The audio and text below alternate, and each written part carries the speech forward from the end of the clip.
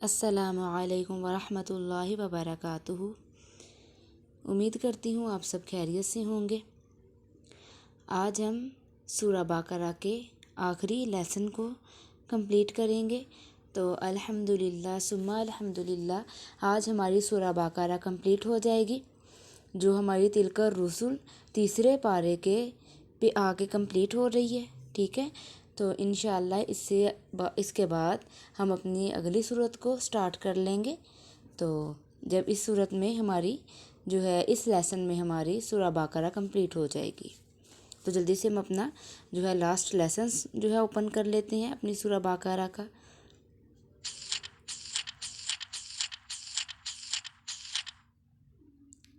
جی، آج ہے آمن الرسول، یہاں سے لاسٹ لیسن ہوگا علی القوم الکافرین تک، اور اس کے بعد ہماری سورہ آل عمران سٹارٹ ہو جائے گی۔ اور جو ہے ہماری سورہ بقرہ تقریباً پاؤ سے کچھ زیادہ تک چلی ہے۔ ٹھیک ہے، کیونکہ یہاں پہ آ کے تو ہمارا پارہ نصف ہو جاتا ہے تلک الرسل۔ تو آج کا ہمارا لیسن سٹارٹ ہو رہا ہے اس پیج کی 11ویں لائن سے۔ ٹھیک ہے اسٹوڈنٹس، تو آپ اس پیج کی 11ویں لائن دیکھیں، وہاں سے آج کا ہمارا لیسن سٹارٹ ہو رہا ہے۔ وہاں سے آج ہم ترجمہ اور تفسیر کریں گے۔ اعوذ باللہ من الشیطان الرجیم، بسم اللہ الرحمن الرحیم۔ آمن الرسول، ایمان لائے رسول پر، بما انزل الیہ، جو کچھ اترا اس پر، الیہ اس پر، من ربہ اس کے رب کی طرف سے، والمؤمنون اور مسلمانوں نے بھی ایمان لے آئے، مان لیا رسول نے جو کچھ اترا اس پر اس کے رب کی طرف سے، اور مسلمانوں نے بھی۔ کل آمن باللہ، سب نے مانا اللہ کو، ایمان لیا ہے اللہ پر، وملائکتہ وکتبہ ورسلہ، اس کے فرشتوں کو، اس کی کتابوں کو اور اس کے رسولوں کو۔ لا نفرق بین احد، نہیں ہم فرق کرتے، نہیں جدا کرتے کسی ایک کو، من رسولہ اس کے پیغمبروں سے۔ وقالوا سمعنا واطعنا، اور کہہ اٹھے کہ ہم نے سنا اور قبول کیا۔ غفرانک ربنا، تیری بخشش چاہتے ہیں اے ہمارے رب، وإلیک المصیر، اور تیری ہی طرف لوٹ کر جانا ہے۔ لا یکلف اللہ نفسا، اللہ تکلیف نہیں دیتا کسی کو، الا وسعها، مگر جس قدر اس کی گنجائش ہے۔ اللہ تکلیف نہیں دیتا کسی کو مگر جس قدر اس کی گنجائش ہے۔ لہا ما کسبت، اسی کو ملتا ہے جو اس نے کمایا، وعلیہا ما اکتسبت، اور اسی پر پڑتا ہے جو اس نے کیا۔ ربنا لا تواخذنا، اے ہمارے رب نہ پکڑ کر ہم کو، ان نسینا اگر ہم بھول لیں، او اخطأنا یا ہم چوکیں یا ہم سے خطا ہو گئی۔ ربنا، اے ہمارے رب، ولا تحمل علینا، اور نہ رکھ ہم پر، تحمل نہ رکھ، نہ بوجھ رکھ، علینا ہم پر، اصراً کما حملتہ، بوجھ بھاری جیسا رکھا تھا ہم سے، حملتہ جیسے کہ رکھا تھا، علی الذین ان لوگوں پر، من قبلنا جو ہم سے پہلے تھے، ہم سے اگلے۔ ربنا ولا تحملنا، اے رب ہمارے، اور نہ اٹھوا ہم سے وہ بوجھ، ما لا طاقت لنا بہ، جس کی ہم کو طاقت نہ ہو، واعف عنا، اور درگزر کر ہم سے، واغفر لنا، اور بخشش کر ہماری، اور بخش ہم کو، وارحمنا، اور رحم کر ہم پر، انت مولانا، تو ہی ہمارا رب ہے، فانصرنا، اور مدد کر ہماری، علی القوم الکافرین، کافروں پر، کافر قوم پر۔ ویسے تو سورہ بقرہ کی پوری ہی سورہ کی بہت زیادہ فضیلت ہے، لیکن سورہ بقرہ کا سب سے پہلا رکوع اور آیت الکرسی والا رکوع سب سے پہلا رکوع، ٹھیک ہے، پہلی 10 آیات، اور جو ہے آیت الکرسی والی آیت، اور یہ جو آخری آیات ہیں یہ بہت زیادہ فضیلت رکھتی ہیں، اور یہ جو آخری رکوع ہے اس کی بہت زیادہ فضیلت ہے، اور ہم دعا میں بھی اللہ سے مانگتے ہیں جو ہمارے نبی نے اللہ سے مانگا، ہمیں مانگ کے دکھایا، اور اس کی بہت زیادہ فضیلت ہے، اس آخری رکوع کی بہت زیادہ فضیلت ہے کہ جس میں ہم اللہ سے مانگتے ہیں کہ اے اللہ کہ ہم کو ایسی تکلیف نہ دینا جس کی ہم گنجائش نہیں رکھتے، کہ جو ہم سے تکلیف برداشت نہ ہو،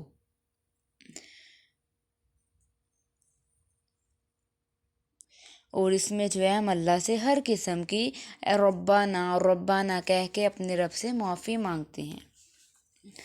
اب ان 2 آیتوں کے خاص فضائل ہیں۔ یہ سورہ بقرہ کی آخری 2 آیتیں ہیں۔ احادیث صحیحہ معتبرہ میں ان 2 آیتوں کے بڑے فضائل مذکور ہیں۔ نبی کریم صلی اللہ علیہ وآلہ وسلم نے فرمایا کہ جس شخص نے رات کو یہ 2 آیتیں تلاوت کی تو یہ اس کے لیے کافی ہیں، ٹھیک ہے۔ آمن الرسول سے لے کے علی القوم الکافرین تک، ٹھیک ہے، لیسن کمپلیٹ تک یہ جو 2 آیات بنتی ہیں، آمن الرسول بما انزل الیہ من ربہ، یہاں سے لے کے تو انت مولانا فانصرنا علی القوم الکافرین، یہاں تک۔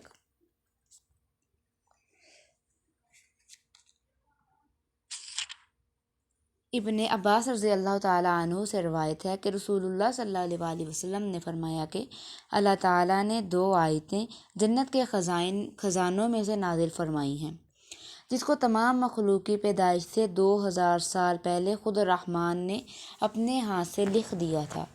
جو شخص ان کو عشاء کی نماز کے بعد پڑھ لے تو وہ اس کے لیے قیام اللیل یعنی تہجد کے قائم مقام ہو جاتی ہیں۔ اور رسول اللہ صلی اللہ علیہ وآلہ وسلم نے فرمایا کہ اللہ نے سورہ بقرہ کو ان 2 آیتوں پر ختم فرمایا ہے جو مجھے اس خزانہ خاص سے عطا فرمائی ہیں جو عرش کے نیچے ہیں، اس لیے تم خاص طور پر ان آیتوں کو سیکھو اور اپنی عورتوں اور بچوں کو سکھاؤ۔ اس لیے حضرت فاروق اعظم اور حضرت علی رضی اللہ تعالی عنہما نے فرمایا کہ ہمارا خیال یہ ہے کہ کوئی آدمی جس کو کچھ بھی عقل ہو وہ سورہ بقرہ کی ان 2 آیتوں کو پڑھے بغیر نہ سوئے۔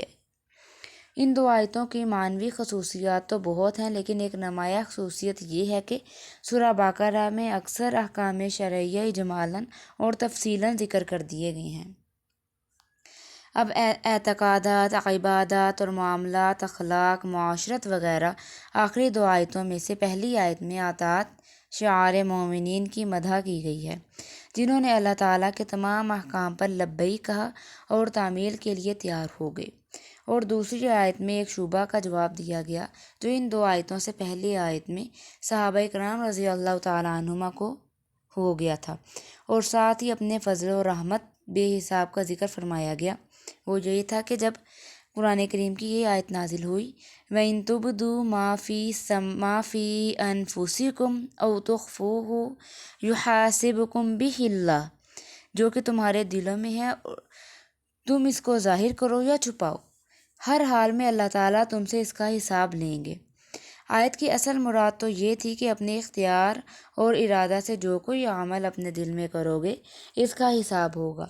غیر اختیاری وسوسہ اور بھول چونکہ اس میں داخل ہی نہ تھی، لیکن الفاظ جو تھے بظاہر عام تھے، ان کے عموم سے یہ سمجھا جاتا تھا کہ انسان کے دل میں غیر اختیاری طور پر کوئی خیال آ جائے تو اس کا بھی حساب ہوگا۔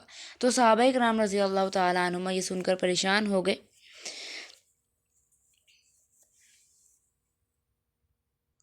کہ جو بھی ہم کچھ سوچیں گے تو ہمیں ہر چیز کا ہم سے حساب لیا جائے گا۔ تو اگرچہ نبی کریم صلی اللہ علیہ وآلہ وسلم کو اس کی مراد معلوم تھی، مگر الفاظ کے عموم سے جو عام نظر آتا ہے کہ جو کچھ تم چھپاؤ یا جو کچھ تم ظاہر کرو یحاسبکم بہ اللہ، کہ اللہ پاک اس سے تمہارا حساب لیں گے۔ تو صحابہ کرام رضی اللہ تعالیٰ عنہما پریشان ہو گئے۔ اب مگر الفاظ کے عموم پیش نظر آپ صلی اللہ علیہ وسلم نے اپنی طرف سے کچھ کہنا پسند نہ فرمایا، بلکہ وحی کا انتظار فرمایا، اور صحابہ کرام رضی اللہ تعالیٰ عنہما کو یہ تلقین فرمائی کہ اللہ تعالیٰ کی طرف سے جو حکم آئے، خواہ آسان ہو یا دشوار، مومن کا کام یہ نہیں کہ اس کے ماننے میں ذرا بھی تعامل کرے۔ تم کو چاہیے کہ اللہ تعالیٰ کے تمام احکام سن کر یہ کہو، سمعنا و اطعنا، کہ ہم نے سنا اور ہم نے اطاعت کی۔ غفرانک ربنا، بخش دے اے ہمارے رب، و الیک المصیر، اور تیری ہی طرف لوٹ کر جانا ہے۔ یعنی اے ہمارے پروردگار، ہم نے آپ کو حکم سنا اور اس کی اطاعت کی، اور اے ہمارے پروردگار، اگر حکم کی تعمیل میں ہم میں سے کوئی کوتاہی یا لغزش ہوئی تو اس کو معاف فرما دے، کیونکہ ہمارا سب کا آپ ہی کی طرف لوٹنا ہے۔ صحابہ کرام رضی اللہ تعالیٰ عنہما نے نبی کریم صلی اللہ علیہ وآلہ وسلم کے حکم کے مطابق ایسا ہی کیا، اگرچہ ان کے ذہن میں یہ خیال کھٹک رہا تھا کہ بے اختیار دل میں آنے والے خیالات اور وساوس سے بچنا تو بہت سخت دشوار ہے، کیونکہ وہ تو انسان کے بس میں نہیں ہوتا جو دماغ میں وساوس آ جائیں۔ اس پر اللہ تعالیٰ نے یہ سورہ بقرہ کی آخری 2 آیتیں نازل فرمائیں، جن میں سے پہلی آیت میں مسلمانوں کی مدح اور فرمائی کہ وہ جو اللہ کے صحابہ ہیں وہ کہتے ہیں کہ اللہ پر ایمان لاتے ہیں اور کہتے ہیں ہم نے سنا اور اطاعت کی، جن میں سے پہلی آیت میں مسلمانوں کی مدح اور دوسری میں اصلی تفسیر بتلائی گئی، جس میں صحابہ کرام رضی اللہ تعالی عنہما کو اشتباہ پیش آیا تھا۔ اب پہلی آیت کے الفاظ کیا ہیں؟ آمن الرسول بما انزل الیہ من ربہ والمؤمنون، ٹھیک ہے۔ اب والمؤمنون یعنی جس طرح نبی کریم صلی اللہ علیہ وآلہ وسلم کا اپنی وحی پر ایمان اور اعتقاد ہے، اسی طرح عام مومنین کا بھی اعتقاد ہے۔ والمؤمنون، جیسے کہ نبی کریم صلی اللہ علیہ وآلہ وسلم ایمان رکھتے ہیں، ویسے ہی تمام مومنین بھی ایمان رکھتے ہیں۔ اور اس کے بعد فرمایا کہ وضاحت فرمائے کہ اس امت کے مومنین پچھلی امتوں کی طرح ایسا نہ کریں گے کہ اللہ کے رسولوں میں باہمی تفرقہ ڈالیں، کہ بعض کو نبی مانیں اور بعض کو نہ مانیں، ٹھیک ہے۔ جیسے یہود نے حضرت موسیٰ علیہ السلام کو اور نصارہ نے حضرت عیسیٰ علیہ السلام کو کسی رسول کا انکار، ٹھیک ہے، کو نبی نہ ماننا، مگر خاتم الانبیاء علیہ الصلاۃ والسلام کو نبی نہ ماننا، ٹھیک ہے۔ جس طرح یہود نے حضرت موسیٰ علیہ السلام کو اور نصارہ نے حضرت عیسیٰ علیہ السلام کو نبی مانا، مگر خاتم الانبیاء صلی اللہ علیہ وآلہ وسلم کو نبی نہ ماننا، ان کو نبی ماننے سے انکار کر دیا۔ مگر اللہ پاک نے اس امت کی یہ تعریف فرمائی کہ یہ اللہ کے کسی رسول کا انکار نہیں کرتے، اور پھر صحابہ کرام رضی اللہ تعالیٰ عنہما کے اس جملہ پر ان کی تعریف کی گئی کہ انہوں نے رسول اللہ صلی اللہ علیہ وآلہ وسلم کے ارشاد کے موافق زبان سے کہا تھا، سمعنا و اطعنا غفرانک ربنا و الیک المصیر، کہ ہم نے سنا اور ہم نے اطاعت کی، بخش دے اے ہمارے رب، اور تیری طرف لوٹ کر جانا ہے۔ تو اللہ کو یہ صحابہ کرام رضی اللہ تعالیٰ عنہما کے الفاظ بہت پسند آئے، اور ہم بھی آج یہ دعا میں الفاظ کرتے ہیں، دعا میں الفاظ مانگتے ہیں، اللہ پاک کو یہ بہت زیادہ پسند ہیں۔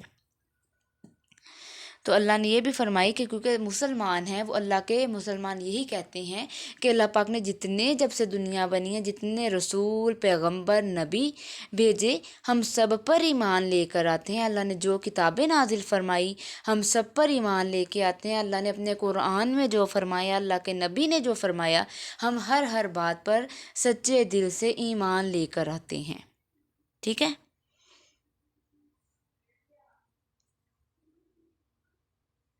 اب آگے ارشاد فرمایا ہے، لا یکلف اللہ نفسا الا وسعها، نیچے سے تیسری لائن دیکھیں، تیسری لائن میں دیکھیں، ٹھیک ہے، جو سٹارٹ ہو رہی ہے، یعنی اللہ تعالیٰ کسی شخص کو اس کی طاقت سے زائد کام کا حکم نہیں دیتے، اس لیے غیر اختیاری طور پر جو خیالات وسوسے دل میں آ جائیں اور پھر ان پر کوئی عمل نہ ہو تو وہ سب اللہ تعالیٰ کے نزدیک معاف ہیں۔ حساب اور مواخذہ صرف ان افعال پر ہوگا جو اختیار اور ارادہ سے کیے جائیں۔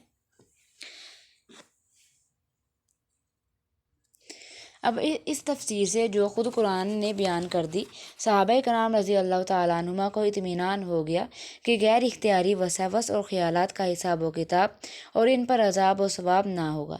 اسی مضمون کو آخر میں اور زیادہ واضح کرنے کے لیے فرمایا ہے، لہا ما کسبت وعلیہا ما اکتسبت، اس کے لیے ہے جو اس نے کمایا، وعلیہ یعنی انسان کو ثواب بھی اس کام کا ہوتا ہے جو ارادہ سے کرے، اور عذاب بھی اس کام پر ہوتا ہے جو ارادہ سے کرے۔ مطلب کہ جو دماغ میں خیالات آ جائیں، وساوس آ جائیں، تو اس کے بارے میں کوئی بھی عذاب نہیں ہوتا۔ جس کا ارادہ کرے گا، جو کام کرنے کا ارادہ پوری نیت کے ساتھ کرے گا، عزم سے کرے گا، اس کا ہی عذاب ہوگا۔ اللہ پاک ہمیں اس سے محفوظ فرمائے۔ اب آگے ہے یہاں سے ربنا لا تواخذنا، ٹھیک ہے۔ پھر فرمایا بالکل آخر میں قرآن کریم نے مسلمانوں کو ایک خاص دعا کی تلقین فرمائی، جس میں بھول چوک اور بلا واسطہ خطا کسی فعل کے سرزد ہونے کی معافی طلب کی گئی۔ فرمایا ربنا لا تواخذنا ان نسینا او اخطأنا، اے ہمارے پروردگار ہم بھول چوک اور خطا پر ہم سے مواخذہ نہ فرما۔ ان نسینا او اخطأنا، اخطأنا پہ جھٹکا لگانا ہے، نسینا پہ جھٹکا نہیں لگانا۔ ربنا لا تواخذنا ان نسینا او اخطأنا ربنا ولا تحمل علينا إصرا كما حملته على الذين من قبلنا ربنا ولا تحملنا ما لا طاقة لنا به واعف عنا واغفر لنا وارحمنا وأنت مولانا فانصرنا على القوم الکافرین۔ پھر فرمایا اے ہمارے پروردگار ہم پر بھاری اور سخت اعمال کا بوجھ نہ ڈالیے، جیسا ہم سے پہلے لوگوں بنی اسرائیل پر ڈالا گیا ہے، اور ہم پر ایسے فرائض عائد نہ فرمائیے جن کی ہم طاقت نہیں رکھتے۔ اس سے مراد وہ سخت اعمال ہیں جو بنی اسرائیل پر عائد تھے کہ کپڑا پانی سے پاک نہ ہو بلکہ کاٹنا یا جلانا پڑے، اور قتل کے بغیر توبہ قبول نہ ہو، یا مراد یہ ہے کہ دنیا میں ہم پر عذاب نازل نہ کیا جائے جیسا کہ بنی اسرائیل کے اعمال بد پر کیا گیا۔ اور یہ سب دعائیں حق تعالیٰ نے قبول فرمانے کا اظہار بھی رسول اللہ صلی اللہ علیہ وسلم کے ذریعے فرما دیا، اور اللہ نے اپنے نبی کی زبان سے یہ الفاظ ٹھیک ہے کروائے، یہ سب کہ ہمیں بخش دے، ہم پر رحم فرما، تو یہ سارے اللہ نے اپنے نبی سے بھی کر دیے تاکہ مسلمانوں کو اور زیادہ یقین ہو جائے۔ اب یہاں پہ جو ہے ہماری سورہ بقرہ کمپلیٹ ہو گئی۔ تو اللہ پاک کوئی بھی اگر اس میں سے ہم سے غلطی ہوئی ہے، میرے جو ہے ترجمہ تفسیر کرنے میں کوئی غلطی ہو گئی، یا آپ کے کچھ سیکھنے میں غلطی ہو جائے، کوئی کوتاہی ہو جائے، تو اللہ پاک اپنی رحمت سے معاف فرمائے، اور جو ہے بالکل حق کہنے کی توفیق عطا فرمائے، اور اللہ پاک جو ہے قبول فرمانے والا ہے، اس کو قبول فرمائے، آمین ثم آمین۔ صدق اللہ العظیم۔